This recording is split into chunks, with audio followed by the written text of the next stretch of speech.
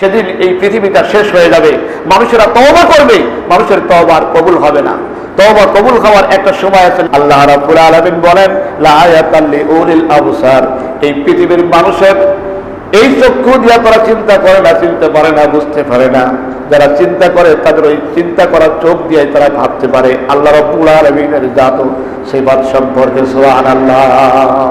সবাই বোঝে না, সবাই চিন্তা করে না, সমানে পাইকারি দরে খায়, কেউ চিন্তা করে না কিভাবে হইল। আপনি লাউ খান, লাউ খেয়ে কোনদিন চিন্তা করেছেন যে এরকম পাতলা লতার ভিতরে এত বড় মোটা মোটা ফল আল্লাহ দিল, এত মোটা মোটা ফল আল্লাহ দিল, বট গাছটা অত বড়, ফলগুলো খুবই ছোট ছোট। এগুলো একটু ভাবেন, চিন্তা করেন। আপনি এগুলো ভাবেন আর চিন্তা করেন, দেখবেন এর ভিতরে আপনি আপনার রবকে খুঁজে পাবেন, এর ভিতরে মালিককে খুঁজে পেয়ে যাবেন। মালিককে না খুঁজে মানুষের কিসমত খারাপ। লাউ খায় আর মানুষেরা গান বানায়, লাউয়ের আগাও খাইলাম, ডোগাও খাইলাম, লাউয়ের বানাইলাম ডুগডুগি। মানুষ এই চিন্তা করে, খাওয়ার শেষে আলহামদুলিল্লাহ বলে না, খাওয়ার শুরুতে বিসমিল্লাহ বলে না, খাওয়ার শুরুতে বিসমিল্লাহ বলে না। কোরবানির গোশত মানুষের বন্টন করতে করতে কম হয়ে গেছে, সারাক্ষণ বসে বসে চিন্তা করে 30,000 টাকা 20,000 টাকা খরচ করে কোরবানি দিলে আমার থাকলো কম দোষ, চিন্তা করে আমার থাকলো কয় কেজি, চিন্তা করে নাই। সমাজের মধ্যে এমন কিছু মানুষ রয়েছে, আপনার আমার আশেপাশে এমন কিছু মানুষ আছে, তারা সব নিজেদের মনে করে, সব নিজেদের মনে করে, মনে করেন যা আছে সব তো আমার। কিছুক্ষণের মধ্যে, কিছু মুহূর্তের মধ্যে সে তাকে হারিয়ে ফেলছে। এই মহামারী, এই মৃত্যু আসার পরে মানুষের তো জানার কথা। সম্মানিত ভাইয়েরা, এই যে আপনার আমার এই যে মহামারী দিয়েছে আল্লাহ পাক কিন্তু এমনি দেননি, এখান থেকেও শিক্ষা নেওয়ার জন্য দিয়েছে। আপনি আমি শিক্ষা নেই না, তাই আমরা কিন্তু একেবারে শেষ সময় চলে আসছি, আপনি ভাবতেছেন না। দেখুন সকালবেলায় সূর্য উদয় হওয়ার আগে সুবহে সাদিক হয় দুইবার, একবার হয় সুবহে কাযিব, একবার হয় সুবহে সাদিক। অর্থাৎ সুবহে কাযিবটা থেকে অন্ধকার, সুবহে সাদিক যখন হয় তখন সেটা হয় পরিষ্কার, একেবারে মোটামুটি সব দেখা যায়, এরকম সুবহে সাদিক দুইবার হয়। তো সুবহে সাদিক যখন হয়ে যায়, পরিষ্কার যখন হয়ে যায়, তখন কিন্তু আর সূর্য উদয় হওয়ার বাকি থাকে না। এই পৃথিবীতে সুবহে কাযিব চলছে এখন, কারণ নবী করিম সাল্লাল্লাহু আলাইহি ওয়াসাল্লাম বলেছেন, বাদাল ইসলাম গরিবান কামা সায়াদু বাদাহান। এমন একটা সময় আসবে যে সময় মানুষের ভিতরে মহত্ববোধ হারিয়ে ফেলবে।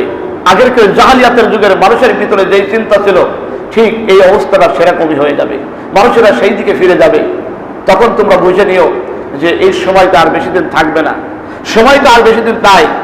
তখন তোমরা ধারণা করে নিও আমাদের ঠিক এরকম একটি সময় যাচ্ছে এখন। আমরা জানি যখন কিয়ামত তখন হবে, তখন কিন্তু সূর্য পশ্চিম দিকে উদিত হবে। সূর্য তো আমরা দেখি উদিত হওয়ার জন্য কোন দিকে? পূর্ব দিকে। যেদিন পূর্ব দিকে সূর্য উদিত না হয়ে পশ্চিম দিকে সূর্য উদিত হবে, সেদিন এই পৃথিবীটা শেষ হয়ে যাবে।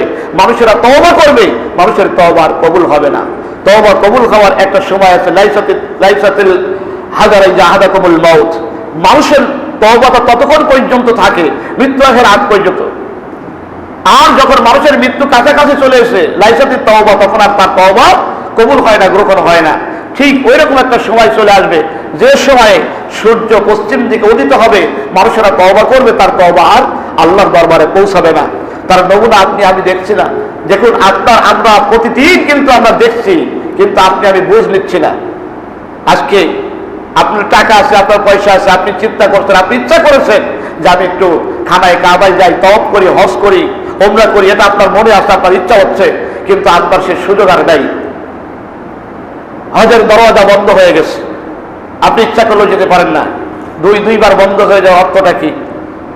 আশঙ্কা করা হচ্ছে আবারও যেভাবে মহামারী, নতুন নতুন মহামারী নাম আসছে, নতুন নতুন সংক্রমণের খবর আসতেছে, স্বাস্থ্য সংস্থা নতুন করে খবর দিচ্ছে, আগামীতেও যে আপনি যে হজে যেতে পারবেন তার কোনো নিশ্চয়তা নাই। তাহলে হজের দরওয়াজা কিন্তু বন্ধ হয়ে গেছে। এই যে হজের দরজা বন্ধ হয়ে যাচ্ছে, মানুষের আমলনামা বন্ধ হয়ে যাচ্ছে, এটাই হলো আপনার সেই একেবারে 11th আওয়ারে পৌঁছে যাওয়ার একটা টাইম, একেবারে শেষ সময় এটাই, একেবারে অন্তিম সময় এটাই। শুধু বাকি আছে সূর্য পশ্চিম দিকে উদিত হলে আর তওবা গ্রহণ হবে না। তবে আশার বাণী হলো এখানে, যখন এরকম সময় আসবে তোমাদের ইবাদতগুলোর জন্য যে নির্দিষ্ট জায়গা, যে নির্দিষ্ট পদ্ধতি, তা তোমরা হারিয়ে ফেলবে। যে সময়টা আসছে আমি এর আগেও আপনাদেরকে বলেছি যে আপনারা বেশি করে কিতাবুল ফিতানগুলো পড়বেন, দেখবেন যে আমাদের আমলের অবস্থা কোথায় যাচ্ছে, আমরা কোন দিকে আমরা অবস্থান করছি, এগুলো পড়বেন। পড়লে আরো বেশি বুঝতে পারবেন, আরো বেশি জানতে পারবেন। নিজেরা কয়েকজন মানুষের যখন মাত্র 10,000 লোকের হজ, এটা তো আসলে এক প্রকারের বন্ধ হয়ে যাওয়ার কথা, বন্ধ হয়ে যাওয়ার মতোই। বাইরে থেকে তো মানুষ যেতে পারছে না, তাহলে আপনার আমার যে হজের ইবাদত, এটা বন্ধ হয়ে গেছে, এটা বন্ধ হয়ে গেছে। আপনি আমি ইচ্ছা করলে আগের মতো নামাজে যেভাবে নামাজ আদায় করতাম, সেইভাবে এখন নামাজ কিন্তু আদায় করতে পারছি না। সম্মানিত মুসলমান, আপনি একটু লক্ষ্য করুন, আমি যদি এখন আপনাদেরকে কথা বলি, তাহলে দেখবেন যে বিশ্লেষণ করে ওইটাই মনে হবে। নবী করিম সাল্লাল্লাহু আলাইহি ওয়াসাল্লামের সুন্নাহ আলোকে নামাজের কাতারে দাঁড়ানোর কথা কিন্তু বলা হয়, কাদের সাথে কাঁধ মেলাই ফাঁকা জায়গা পূরণ করে দাঁড়ানোর কথা বলা হয়। এখন যদি আপনি যদি এইটা যদি এই বৈশ্বিক মহামারীর সময়ে এখন যদি আপনি যদি এটা যদি বলেন যে এটা কাদের সাথে কাঁধ মেলাই দাঁড়াতে হবে, ফাঁকা ফাঁকা দাঁড়ানো যাবে না, তাহলে আপনি সর্বপ্রথম আপনি এমন অপরাধী হবেন, মানুষের হত্যা করার যে অপরাধ, সেই অপরাধী হয়ে যাবেন আপনি। দ্বিতীয় যেটা আপনাকে মানুষ মূল্যায়ন করবে, বলবে যে এর বৈশ্বিক জ্ঞান সম্পর্কে এর কোনো অভিজ্ঞতা নেই, কিছু জানেই না। আর আপনি যদি তাদের মতো ঘোরাই যদি আপনি এটা যদি বলতে পারেন, আপনি যদি ওই কথাটাকে আপনি যদি ল্যাপস করে যদি বলেন, তাহলে বলবে যে এটার মোটামুটি জ্ঞান গরিমা ভালো আছে, বিশ্ব স্বাস্থ্য সম্পর্কে ভালো বোঝে, মানুষের শারীরিক অবস্থা সম্পর্কে ভালো বোঝে, মোটামুটি আপডেট জ্ঞানগুলো আছে। এটার অর্থ কি? এটার অর্থ হলো বাদাল ইসলাম গরিবান কামা সায়াউদু বাদা, সেই অবস্থায় মানুষের আবার ফিরে যাবে যে অবস্থাটা সেই জাহালিয়াতের যুগে ছিল। অর্থাৎ আপনার যেটা হক কথা, সেটা কিন্তু আপনি আর বলতে পারবেন না, একের পর এক কিন্তু আসবেই। মানুষেরা যখন সুসময় ছিল, তখনই কিন্তু মানুষের ফাঁকা হয়ে দাঁড়ানোর জন্য অভ্যাস ছিল। মানুষের অনেকবার বলে বুঝাই তারপরে কাঁথা সোজা করতে হতো, ফাঁকা জায়গা পূরণ করতে বলা হতো। আর এখন তো এমনিতে নাচলে বুড়ি, তারপরে ঢাকের বাড়ি, এমনিতে এখন সুযোগ পেয়ে গেছে, এখন তো এমনিতেই ফাঁকা হবে।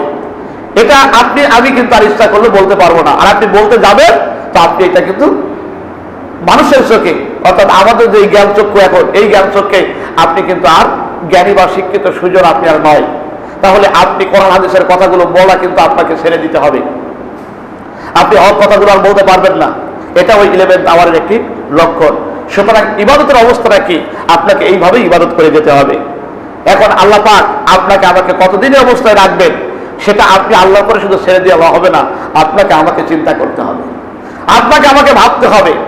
প্রথম ভাবনাটি আমি ভাবুন, কদিন আগে যে মসজিদের দরজা আমার জন্য খোলা ছিল, কদিন আগেও হজের জন্য আমার জন্য যে ব্যবস্থা ছিল, হজের ব্যবস্থা বন্ধ হয়ে গেল, নামাজের সুন্দর পরিবেশ বন্ধ হয়ে গেল। না জানি কতদিন পর্যন্ত আমি থাকবো। হয়তো চিন্তা করছি বেঁচে থাকার পরে আবার সুন্দর পরিবেশটা ফিরে আসবে, সেদিন আমরা আবার সুন্দর করে নামাজ পড়বো, আমরা সেই দিন আবার সুন্দর করে দান সজ্জা করবো, আবার আমরা হজ করতে যাবো, উমরা করতে পারবো, এরকম চিন্তা আমরা করছি। ও আল্লাহর গোলামেরা, একটু লক্ষ্য করে একটু চিন্তা করে দেখুন, আপনার মতো এরকম চিন্তা করে পরিকল্পনা করে এরকম স্বপ্ন নিয়ে আপনার আমার চতুর্পাশে যে মানুষগুলো ছিল, অনেক মানুষ স্বপ্ন পূরণ হওয়ার আগেই আল্লাহর জমিন ছেড়ে কিন্তু অন্ধকার কবরে শুয়ে গেছে, অনেক মানুষই চলে গেছে। সুতরাং এইগুলো থেকে আপনাকে আমাকে শিক্ষা নেওয়ার সুযোগ এখনই। আমি যদি শিক্ষা নিতে পারি, প্রাণী জগৎ থেকে শিক্ষা নিতে পারি, মানুষ থেকে শিক্ষা নিতে পারি, তাহলে এক আল্লাহ রাব্বুল আলামিনের কাছে আপনি সঠিক ঈমান নিয়ে সঠিক শ্রদ্ধা দিয়ে যেতে পারবেন। আল্লাহর সৃষ্টি বিশালতায় আমি একেবারে নগণ্য, শুধু ওখান থেকে আপনি জ্ঞান অর্জন করবেন, আল্লাহকে শ্রদ্ধা দেওয়া সহজ হবে। সোনালী দিন কিন্তু আসবে, সেই সোনালী দিন পর্যন্ত আমি কতটুকু থাকতে পারবো, কতটুকু আপনার আমার সময় হবে, এর কিন্তু নিশ্চয়তা নেই। আগে আমি যেটা ভাবতাম, এখন কিন্তু সেটা আমি আর ভাবি না।